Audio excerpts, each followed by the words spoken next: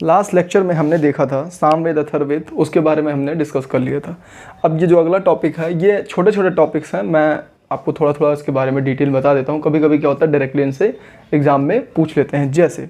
जैसे सतपथ ब्राह्मण, इसके बारे में कभी कभी एग्जाम में पूछ लेते हैं। तो चलिए सबसे पहले इसके बारे में परिचय इसका देखते हैं। परिचय क्या है इसका, कि ये जो शुक्ल यजुर्वेद का क्या है, एक ब्राह्मण ग्रंथ है। क्या है? सतपथ ब्राह्मण क्या है? एक ब्राह्मण ग्रंथ है। किसका?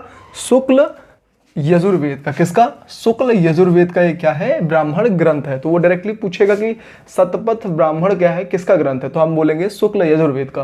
वैसे डायरेक्टली सिर्फ यजुर्वेद ही पूछेगा, लेकिन अगर वो उसके अंदर डीप में जाता है तो वो पूछेगा कि शुक्ल यजुर्वेद या कृष्ण यजुर्वेद, जो भी, तो आप बोलेंगे शुक्ल यजुर्वेद।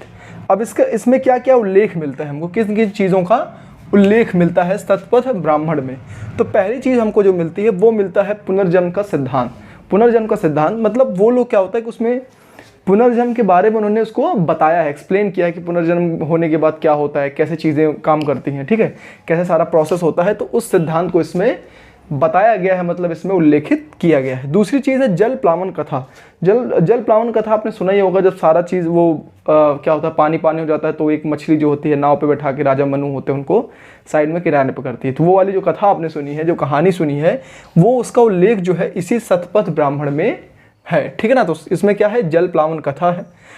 तीसरी चीज़ है पूर्वा और उर्वशी, इनका आख्यान दिया हुआ। पूर्वा और उर्वशी का एक कहानी है छोटी सी, कभी टाइम मिलेगा आपको सुनाएंगे जरूर, लेकिन अभी बस आप ऐसे ही थोड़ा सा इसको हल्के देख लीजिए। पुरवरा और उर्वशी का क्या है? आख्यान है। और एक चौथा पॉइंट है पुरुष मेध यज्ञ का उन्होंने वर्णन किया। इसमें एक पुरुष मेध यज्ञ होता है, उसके बारे में भी क्या है सतपथ ब्राह्मण में उल्लेखित किया गया है। अगला पॉइंट है पत्नी को अर्धांगिनी। सबसे पहले जो पत्नी को अर्धांगिनी वर्ड का उल्लेख किया गया है वो क्या है? आपके सतपथ ब्राह्मण में किया गया है, ठीक है। अगली चीज क्या है? कुरु एवं पांचाल वैदिक सभ्यता के प्रतिनिधि। कुरु और पांचाल दो क्या है, ये क्या थे? स्टेट उस टाइम पे क्या थे? डोमिनेंट स्टेट थे, जैसे राज्य होते थे जिनको बोलते थे। तो वो कुरु और क्या होते हैं? पांचाल, दो राज्य थे, ठीक है। आपने कुरु सुना ही होगा, दुर्योधन का खानदान है ये अर्ज, ठीक है। और ये पांचाल वो द्रौपदी के खानदान पूरा। तो ये क्या थे? दोनों समझ लो खानदान थे, एक तरह से वहाँ के स्टेट्स थे। कुरु और पांचाल वंश थे, और वे क्या थे? वैदिक सभ्यता के क्या थे? प्रतिनिधि थे, ठीक है। अगला जो पॉइंट है कि राजसूय यज्ञ, जो राजसूय यज्ञ है, सॉरी, उसका उल्लेख भी क्या है? सतपथ ब्राह्मण में ही मिलता है, ठीक है। तो ये हमारे सतपथ ब्राह्मण के बारे में कुछ कुछ डिटेल हो गई हैं। अब जैसे इसमें इंपॉर्टेंट क्या है, ये सब तो चीज़ें जानने वाली हो गई।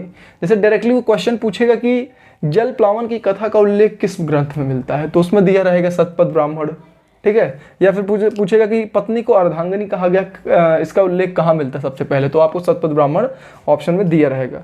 अगला जो है देखते हैं, अगला जो टॉपिक है क्या है? दशराज युग, दशराज युद्ध। इसमें क्या है कि 10 राज, मतलब इस नाम से ही आपको पता चला कि 10 राजाओं का इसमें युद्ध हुआ था किसी एक राजा से। कैसे? सबसे पहले इसके परिचय के बारे में देखते हैं। परिचय ये है कि ऋग्वेद के 7वें मंडल में उल्लेख। तो सबसे इंपॉर्टेंट इसमें क्या है कि 7वें मंडल में उल्लेख इसका किया गया। कौन से मंडल में? 7वें। तो दशराज, डायरेक्टली क्वेश्चन पूछेगा कि दशराज युद्ध का जो है वर्णन है या उल्लेख किस में मिलता है, तो कौन से ऋग्वेद के मंडल में मिलता है? आपको मिलेगा ये 7वें मंडल में। और एक इंपॉर्टेंट चीज कि दशराज जो ये युद्ध हुआ था, ये वॉर हुआ था, ये किस वेद में है? तो ऋग्वेद में। ऋग्वेद के कौन से मंडल में? 7वें मंडल में ये मिला था, ठीक। तो ये इंपॉर्टेंट पॉइंट हो गया। अगला पॉइंट है कि प्रत्येक पक्ष में आर्य और अनार्य की भागीदारी। इसमें क्या था? आर्य और अनार्य की क्या थी? भागीदारी दिखाई गई थी। परुष्णी, परुष्णी क्या है? रावी नदी का जो पुराना नाम है वो परुष्णी नदी है। एसएससी सीजीएल में ये लगभग 2022 में ही इसको पूछा था। सीजीएल 2022 में ही इस क्वेश्चन को पूछा था कि परुष्णी नदी का नाम पुराना, मतलब नया, रावी नदी का पुराना नाम क्या था? तो परुष्णी नदी क्या है? उसका पुराना नाम है, तो ठीक। तो ये हो गया इंपॉर्टेंट पॉइंट, इसको अंडरलाइन करिएगा। तो और ये जो दशराग युद्ध था आपका कहाँ लड़ा गया था? परुष्णी नदी के तट पर लड़ा गया था, ठीक। अगली चीज, किसके बीच लड़ा गया था? राजा सुदास वर्सेस 10 राजाओं का संघ था। 10 राजा एक साइड थे, एक राजा सुदास बाहुबली एक साइड था। 10 में क्या हुआ था? मारपीट हुआ था। और जीता कौन? अंतिम रूप से जीता कौन? सुदास जीता, ठीक है ना।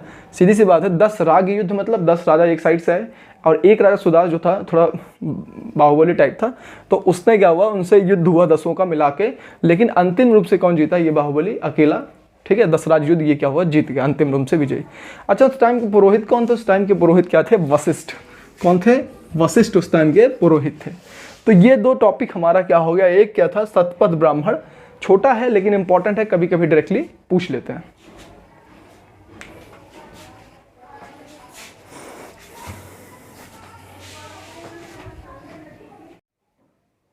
तो हाँ दोस्तों, बीच में सॉरी, ये बीच में लाइट कट गई थी तो वहाँ पे बंद हो गया था। चलिए स्टार्ट करते हैं वहीं से हम लोग। हमने यहाँ पर देखा पुरोहित को वशिष्ठ कहते हैं, ठीक है। आगे कुछ शब्द लिखे हुए हैं जो जिन वैदिक शब्द हैं उनका जो अर्थ होता है, उनका क्या मतलब होता है, ये कुछ शब्द हैं जो बहुत इंपॉर्टेंट है। बार बार एग्जाम में छोटे छोटे वर्ड्स में पूछ लेते हैं कि वैदिक काल में इनका क्या महत्व था, या क्या इनको कहते थे, या इनका अर्थ क्या होता था, तो कभी कभी पूछ लेते हैं ना।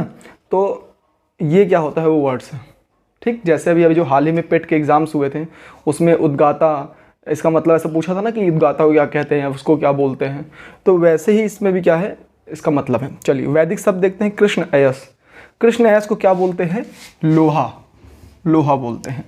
कुसीद, कुसीद को क्या बोलते हैं, ऋण। कुसीदिन को क्या बोलते हैं, ऋणदाता, ठीक है। तछा को क्या बोलते हैं, बढ़ई। और क्या बोलते हैं, वेकनाट को क्या बोलते हैं, सूदखोर। अरित्र को बोलते हैं पतवार, और स्पस को बोलते हैं गुप्तचर। क्या बोलते हैं, गुप्तचर बोलते हैं। तो ये एक बार मैं आपको ओवरऑल इसका क्या करता हूँ, रीकैप कर देता हूँ। हमने देखा क्या अभी तक, शतपथ ब्राह्मण, हमने बताया शुक्ल यजुर्वेद का ये ब्राह्मण ग्रंथ है, ठीक है। पुनर्जन्म के सिद्धांत में इसका उल्लेख मिलता है, इसमें जल प्लावन कथा इसमें मिलती है उल्लेख, पुनर्वा और ऋषि के आख्यान के बारे में बात होती है, पुरुषमेध यज्ञ का वर्णन मिलता है, और हमको पत्नी को अर्धांगिनी जो बोला जाता है उसका इसमें उल्लेख मिलता है। और कुरु और पांचाल दो स्टेट्स हैं जो क्या है, वैदिक सभ्यता के क्या है, प्रतिनिधि होते हैं, नेतृत्वकर्ता जिनको बोलते हैं, प्रतिनिधि। राजसूय का भी उल्लेख क्या होता है, शतपथ ब्राह्मण मिलता है, ठीक है। इंपॉर्टेंट है, बस थोड़ा सा एक बार जरूर देख लीजिएगा। 10 राग युद्ध के बारे में इसमें बताया कि ऋग्वेद का है सबसे पहले, तो ये इंपॉर्टेंट है कि किस वेद से है ऋग्वेद, और कौन से मंडल में है, तो 7वें मंडल में है, तो ये उल्लेख, इसका उल्लेख मिलता है, ये इंपॉर्टेंट है। अगला चीज़, प्रत्येक पक्ष में आर्य और अनार्य दोनों की भागीदारी है। परुष्णी रावी नदी के तट पर लड़ा गया था, किसकी नदी पर, रावी। रावी नदी का पुराना नाम क्या है, परुष्णी नदी, बहुत इंपॉर्टेंट है। अभी CGL 2022 में ये 2021 में ये पूछा गया था, ठीक है। 2022 का जो पिछले बार हुआ था अभी जल्दी में, तो उसमें ये पूछा गया था। किसके किसके बीच हुआ था, राजा सुदास वर्सेस 10 लोगों के बीच हुआ था। 10 राजा अलग थे, एक तरफ राजा सुदास, अकेले उसने सबको पीटा, और वो क्या हुआ, अंतिम रूप से विजयी हुआ। और जो पुरोहित होते हैं उनको क्या कहते हैं, वशिष्ठ। उस समय के पुरोहित वहाँ को कहते हैं वशिष्ठ। हमने बताया वैदिक शब्द उनके अर्थ क्या होते हैं। कृष्णयस लोहा होता है, कुसीद को ऋण कहते हैं, कुशीदिन को ऋणदाता कहते हैं, तछा को बढ़ई, और वेंकनाट को सूदखोर, अरित को पतवार, और स्पस को क्या कहते हैं, गुप्तचर। स्पस अगर आप ऐसे देखेंगे, स्पाई, स्पाई मतलब क्या होता है, गुप्तचर, वैसे स्पस, तो स्पस मतलब क्या हो गया, गुप्तचर। तो ये हमारा ये टॉपिक ये कंप्लीट हुआ। अगली जब बार आएंगे हम, तो उसमें भी ऐसे छोटे छोटे टॉपिक्स को करके कवर करेंगे और अपने इसको कंप्लीट करेंगे, धीरे धीरे हम इसको बढ़ा के कंप्लीट करते रहेंगे, ठीक है। तो दोस्तों ये हमारा जो टॉपिक है यहीं पे ये अभी फ़िलहाल ये वीडियो यहाँ पे ख़त्म होता है, ठीक है। जैसा कि आप जानते हैं, हमारे जो सब्सक्राइबर हैं इस समय, आपको थोड़ा चैनल के बारे में बता देते हैं। हमारे जो सब्सक्राइबर इस समय 314 के आसपास है इस चैनल पे, ठीक है। तो दोस्तों हम आपसे हम्बल रिक्वेस्ट है आपसे कि अगर आपने वीडियो देखा, आपको ज़रा सा भी इन्फॉर्मेटिव लगा, आपको लगा कि हाँ ये थोड़ा सा काम का चीज़ है, या फिर अच्छी वीडियो आपको लगती है, तो सबसे पहले लाइक शेयर करिए। साथ ही साथ वहाँ एक लाल बटन दिया होगा, ठीक है, आपके राइट हैंड पे देखेंगे। अगर आपको पसंद आया तो वीडियो शाबाशी ज़रूर दीजिए, और एक डोरबेल आएगी, जो घंटा आएगा उसको ज़रूर बजाइए, जिससे आप हमारे फैमिली का हिस्सा बनेंगे, ठीक है। तो मिलते हैं नेक्स्ट वीडियो में। Thank you so much.